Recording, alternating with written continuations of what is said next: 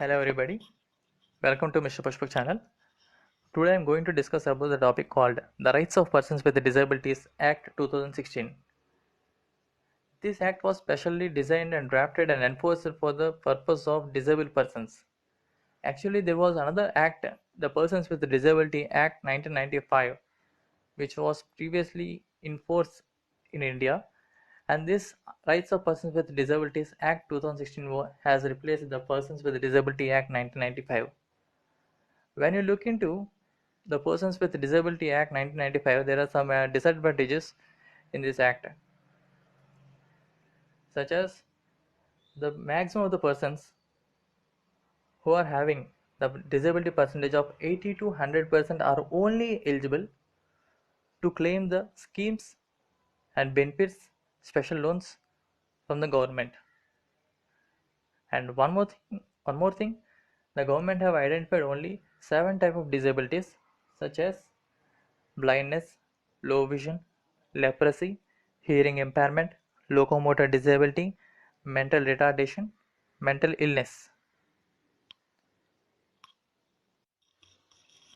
Now coming to the point, in 2006, United Nations drafted the rights of persons with disabilities because they identified that almost 10% of the global population are living with disabilities, and also said that the majority of the disabled people are living in developing countries.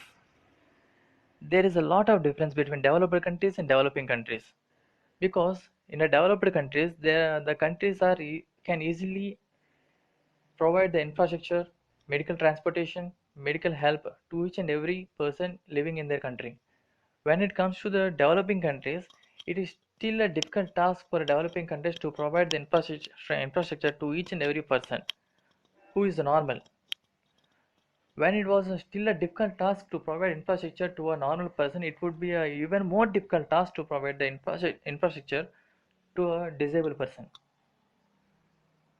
So, keeping them all in view, the United Nations set the other nations to enforce the Rights of Persons with Disability Act to give a special attention towards the disabled people. And United Nations passed the RPWD Act in March 2007 at New York. As India was a signing member of United Nations, started making modifications and amendments in PWD Act 1995 under Article 253 of Indian Constitution. Article 253 of Indian Constitution speaks about international agreements and treaties. This article empowers the Parliament to make any laws for the whole or any part of the territory of India implementing any treaty or agreement or convention with any other country or countries, or any decisions made at any international conferences, associations, or with other bodies. And with the help of the Article 253 of Indian Constitution, our Indian government started drafting the rights of persons with disabilities. And this RPWD, Rights of Persons with Disabilities Bill, was introduced in the Parliament in the year 2011, and it was sent back for modifications. There was some mistakes and errors where they found some errors and mistakes in the bill, so the bill was sent back for modifications. And the bill which was sent back for modification in the year 2011, it was reintroduced into the Parliament in the year 2014 Feb 7 by the Ministry of Social Justice and Empowerment. In 2016 December 14, bill was passed in Rajya Sabha. In 2016 December 16, bill was passed in Lok Sabha. In the year 2016 December 27, President gave his assent on the bill. The assent for which was nothing but his signature. In 2016 December 28, the act was enforced by Government of India. As this act contains 17 chapters, 102 sections, 1 schedule. In this RPWD Act 2016, they identified 21 types of disabilities, such as mental retardation, autism spectrum disorder, cerebral palsy, mental illness, hearing impairment, speech impaired, blindness, low vision, locomotor disability, leprosy cured, dwarfism, acid attack victims, muscular dystrophy, specific learning disability, intellectual disability, multiple sclerosis, Parkinson diseases, hemophilia, sickle cell diseases, multiple disability, thalassemia. They are also classified as partially disabled, fully disabled, also partially impaired, fully impaired. In PWD Act 1995, they identified only physical disabilities, whereas in RPWD Act, you can clearly observe they identified both physically disabled and psychologically disabled disabilities also. And this act also made 40% of disability as a benchmark disability to entitle the benefits under the act. According to this act, free education will be provided for the disabled persons who are in the age of from the age of 6 to 18 years of age. 5% of the seats should be reserved for disabled persons in both public and private schools and colleges, especially specially able institutions. And these disabled persons are exempted from fees. And the persons who are willing to learn from the higher education, they are even getting 5 years of relaxation under this act. And the reservations in government jobs are increased from 3% to 4%. And there are certain specific leave rules for the disabled persons. The benefit, such as a benefit in casual leave, is 12 days, whereas it is only 8 days for a normal people. There are 4 more extra days provided for a disabled person. Special casual leaves also provided, which are nothing but 4 days. These leaves are meant for not each and every treatment for disabled persons is available at each and every place. Sometimes the disabled persons have to move to other state or other region to make it clear to get treated. In such cases, the disabled persons can avail or claim the special casual leave, which they can claim up to 4 days.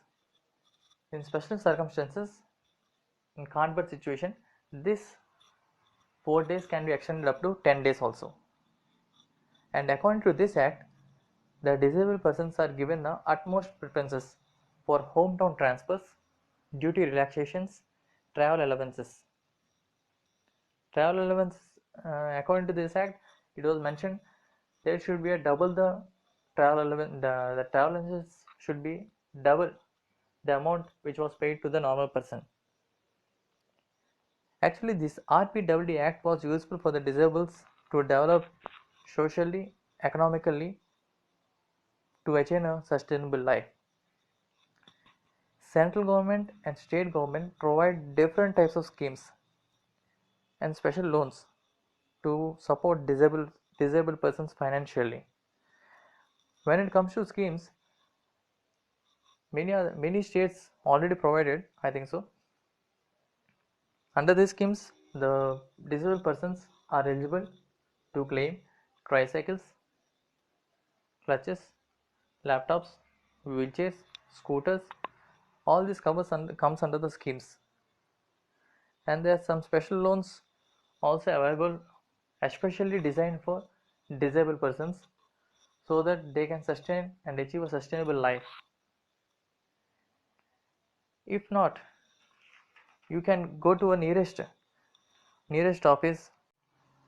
If there was no office in your region or area or district, then you can also claim the each and every scheme in detail by filing an RTA. And according to this act, the state government can appoint committees locally to solve the issues faced by the physically disabled and the demands raised by the physically disabled. These committees look into the issues and demands raised by the physically disabled persons. And in every state, there will be a Chief Commissioner Office and State Commissioner Office of Disabled Persons. These two officers are competent and authorized to protect the rights of disabled persons. According to this act, any person who intentionally insults or intimidates with intent to humiliate a person with a disability in any place is punishable with imprisonment. And also, special courts in each district to handle cases pertaining to the violation of rights of persons with disabilities. And also specified in this act particularly that the public buildings, hospitals, transportations, polling stations, etc. should be made disabled friendly access. And violation of any provisions of the act is punishable with imprisonment up to 6 months and or a fine up to 10,000.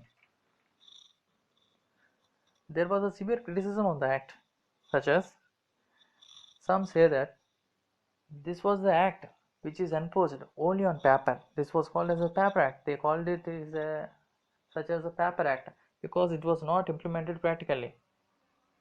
Even the act was issued under the state lead, the central government has to look into it whether the act was enforced properly or not. And also, there is no particular grievance redressal cell for disabled to complain about their issues and get it cleared by so and so time.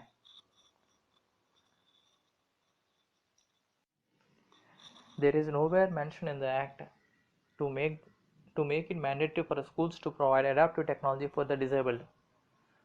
For example, as we already learned that 5% of the seats in the private schools or public schools or private colleges or public colleges are reserved for especially for disabled persons.